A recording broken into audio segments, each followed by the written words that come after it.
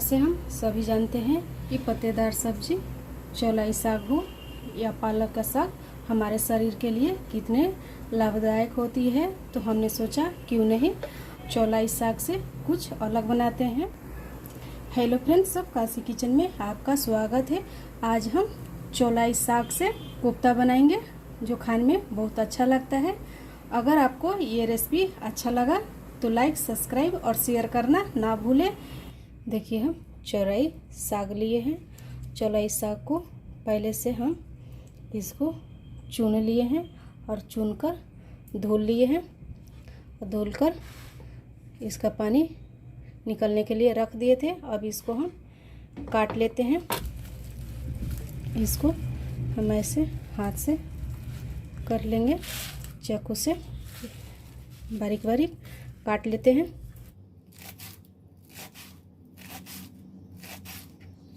ऐसे ही हम सारे चौलाई साग को काट लेते हैं। देखिए, सारे चौलाई साग को काट लिए हैं। अब इसमें हम कुछ मसाले डाल देते हैं। 1 छोटी चम्मच हल्दी पाउडर और 1 छोटी चम्मच अदरक और मिर्च का पेस्ट डाल देते हैं। आधी छोटी चम्मच अजवाइन, स्वाद अनुसार नमक और इसमें हम बेसन मिलाएंगे और इसको अच्छे से मिला लेते हैं। इसमें हम थोड़ा सा पानी डाल देते हैं।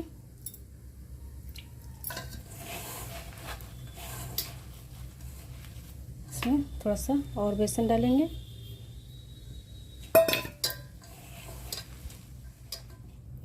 देखिए, अच्छे से चौलाई और बेसन मिल गया है। इसको हम सेक देंगे।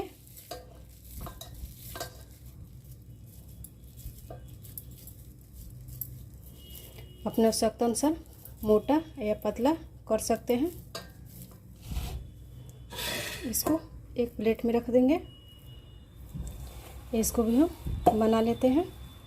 देखिए, इससे 2 बन गया है। अब इसको हम बॉयल कर लेते हैं। ऐसा हम जाली लेंगे, उस पर हम तेल लगा लेंगे अच्छे से और इस पर हम इसको रख देते हैं। पहले से हमने गैस पर पानी गर्म होने के लिए रख दिए थे।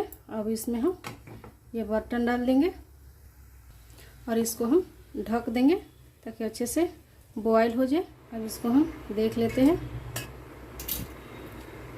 और चाकू से हम चेक कर लेते हैं। देखिए, कितना अच्छे से साफ निकल कर आया है, यानी कि ये पक गया है। अब इसको हम निकाल देते हैं। देखिए, ठंडा हो गया है। अब इसको हम दूसरे प्लेट में निकाल लेते हैं और इसको पीस में काट लेते हैं। अपने आवश्यकता अनुसार बड़ा छोटा काट सकते हैं। देखिए, इसको हम काट कर तैयार कर लिए। अब इसको हम फ्राई कर लेते हैं। फिर से हम वही कढ़ाई लेंगे और उसमें हम 2 बड़े चम्मच के लगभग सरसों तेल डाल देंगे। इसको हम तेल को हम फैला देते हैं और इसमें हम एक पीस कर इसमें डाल देंगे।